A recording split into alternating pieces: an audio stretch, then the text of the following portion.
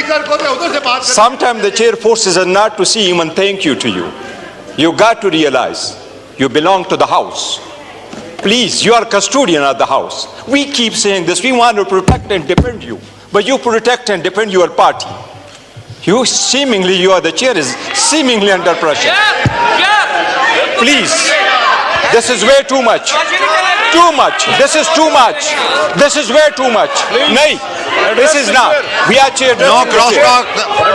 Janabi Speaker. Mind your language. Janabi Speaker. You are talking to ये third time है. ये third time है जनाब स्पीकर. नहीं ऐसा नहीं. एक मिनट बैरिस्टर गौर जनाब साहब, स्पीकर नहीं. बैरिस्टर गौर साहब, जनाब स्पीकर आपने कल जनाब स्पीकर कल सुबह आपने से बड़े अच्छे अल्फाज कहे थे।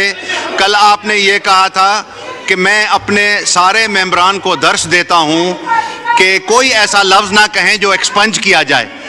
और आज जो बदतमीजी का तूफान हुआ, उसके गाली गलोच तक गए। कल भी ये ऐसा वाकया हुआ, आज भी हो रहा है। बैरिस्टर गौर साहब का माइक खोलें। आप बोलें प्लीज। जनाब स्पीकर आप एक मिनट में। जनाब स्पीकर नो अल्फाज में उस पे आता हूं, उस पे हम आते हैं। बड़े पार साहब बनते आप। जनाब स्पीकर, सबसे पहले तो हमारा पॉइंट ऑफ ऑर्डर इस बात पे था सुबह, जिसकी वजह से हमने वॉकआउट किया, उससे तवज्जो ना हटे। वो कौम का एक मुश्तरका मसला है, वो सिर्फ पख्तूनों का मसला नहीं है, वो इस मुल्क का मसला है, सॉवरेंटी का मसला है, इस ईवान की बालादस्ती का मसला है।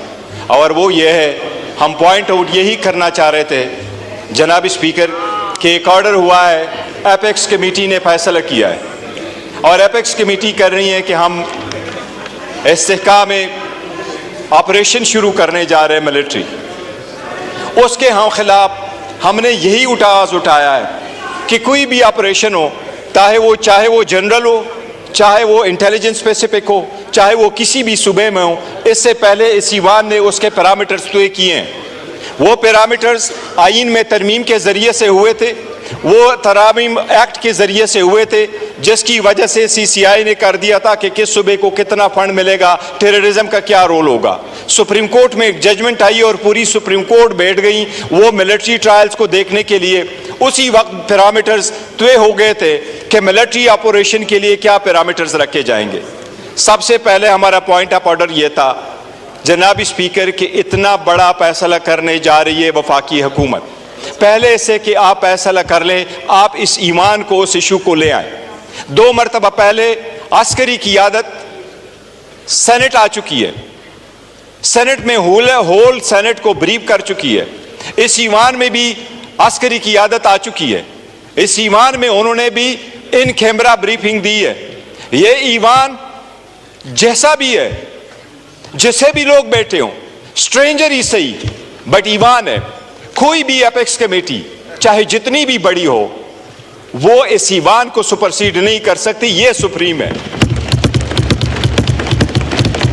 हम चाहते हैं बावजूद स्ट्रांग रिजर्वेशंस के कि स्ट्रेंजर्स बैठे हैं, इन रिजर्वेशंस के बावजूद हम चाहते हैं कि ईमान की बालादस्ती कायम हो और जो फैसला हो वो ईमान के कंसेंसस और मशवरे के साथ हो।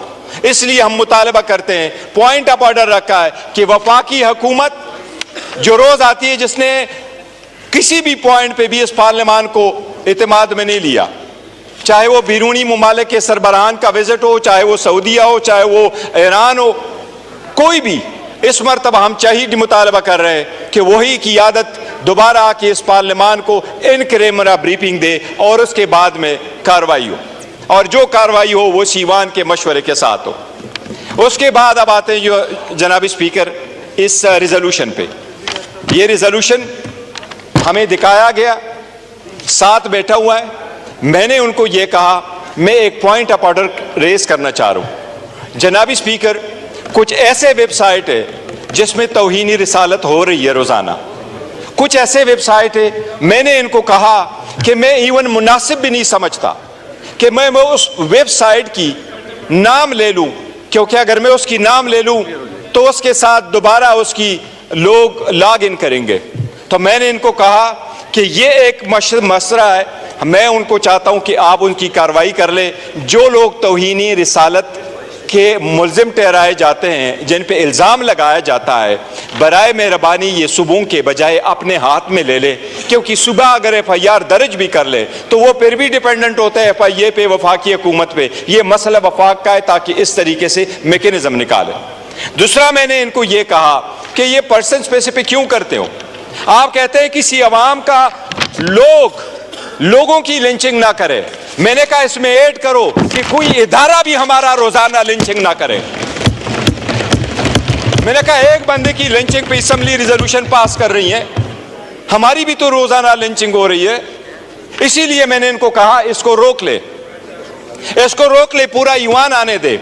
यही उन्होंने कमिट किया। This is not the first time जनाब स्पीकर, हम यही कोशिश कर रहे हैं ईवान चले। हम कोशिश कर रहे हैं कि कोई बात हो तो अवामी तहफ़्फ़ुज़ की बात हो, अवामी मुफाद की बात हो। लेकिन मैंने इनको कहा, और यही उन्होंने वादा किया कि ईवान के आखिर में उठाएंगे। और मैंने कहा हमारी सारी पार्टी आ जाएगी, हम डिस्कस कर लेंगे। पहले भी अगर कोई नेशनल मसला है, क्यों सीपेक पाकिस्तान का मसला था, हम बैठे नहीं, सीपेट में हमारा बंदा गया नहीं। हम तो फ्लोर पे कह चुके थे कि अगर पाकिस्तान दोस्त ममालिक के लोग आ गए तो हम जाएंगे। हम पाकिस्तान दोस्त है, दुश्मन नहीं। लेकिन ये हमारा पॉइंट ऑफ ऑर्डर था, हम उनको कर रहे थे, ये पर्सन स्पेसिफिक कर रहे थे, जिसका हमने कहा था हम उसको अपोज कर रहे हैं। जनाब स्पीकर, हमारा पॉइंट ऑफ ऑर्डर अभी भी यही है। इस पे आपने जरूर इनकी तवज्जो दिलानी है। हम जवाब के उनके मुंतजर है ये मिलिट्री ऑपरेशन पे। जनाब स्पीकर, पॉइंट ऑफ ऑर्डर। बहुत शुक्रिया जनाब स्पीकर। सबसे पहली बात यह है कि मैं एक स्ट्रॉन्ग प्रोटेस्ट यहाँ पे लॉन्च कर रहा हूँ। यहाँ पे मेरे समेत जितने यहाँ पे साथी मेरे आए हैं, हम लोग भारी अक्सरियत लेके यहाँ पे आए हैं। हम लोग पाकिस्तान की आवाम को फॉर्म 45 के जरिए और 47 के जरिए ओरिजिनल यहाँ पे रिप्रेजेंट कर रहे हैं, नंबर 1। नंबर 2, यहाँ पे प्रेसिडेंस यही रही है, जिस वक्त लीडर ऑफ द ऑपोजिशन उठता है यहाँ पे जनाब स्पीकर उसको प्रेसिडेंस दिया जाता है। क्योंकि मैंने शहबाज शरीफ के खिलाफ प्राइम मिनिस्टर का इलेक्शन कंटेस्ट किया, हार जीत दूसरी बात होती है। यहाँ पे हमारे यहाँ 180 मेंबर आते तो वजीर आजम इमरान खान इधर होते, यहाँ पे वजीर आजम होते। तीसरी अहम बात जनाब स्पीकर, जहाँ पे बजट की बात आई है, मैं फिर रिपीट करता हूँ, ये बजट जो है इस पे आपका जनाब स्पीकर पेज 7 टेबल 3 पे प्रोविंशियल सरप्लस के ऊपर बात आई है। प्रोविंशियल सरप्लस के ऊपर 1217 अरब रुपए ये कह रहे हैं, ये क्लेम कर रहे हैं एज ए सरप्लस। जनाब स्पीकर, हमारे सूबे का फाटा के एक्सपेंसेस 144 अरब रुपए हो चुके हैं। गवर्नमेंट दे रही है 66 बिलियन, आपका नेट हाइडल प्रॉफिट 80 बिलियन, आपका टोटल जो सूबे को मिलना है केपी को वो 158 बिलियन मिलना है। ये ना मिला कर चुके हैं उस पे, अब आप दोबारा रिपीट। उमर अयूब साहब, आप इतने सीनियर जो बजट पार्लियामेंटेरियन हैं, कर रहे हैं ये झूठ है। 158 बिलियन शुड बी रिलीज, और यहाँ पे ये डिफेंस मिनिस्टर बात कर रहे हैं, ये तो है ही झूठा, ये तो है ही एंटी फौज, ये है ही एंटी पाकिस्तान। बहुत शुक्रिया जी।